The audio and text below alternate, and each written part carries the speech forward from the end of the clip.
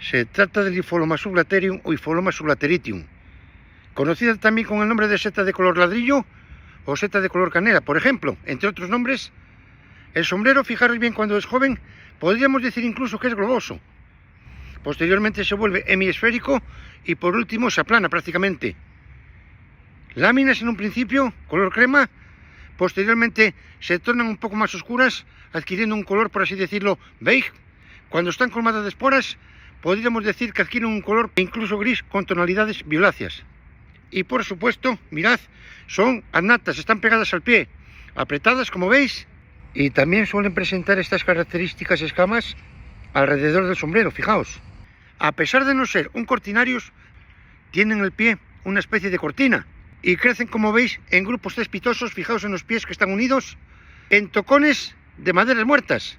Por lo tanto, son setas saprófitas, seta que debemos de conocer muy bien porque es tóxica e incluso a veces produce intoxicaciones bastante serias.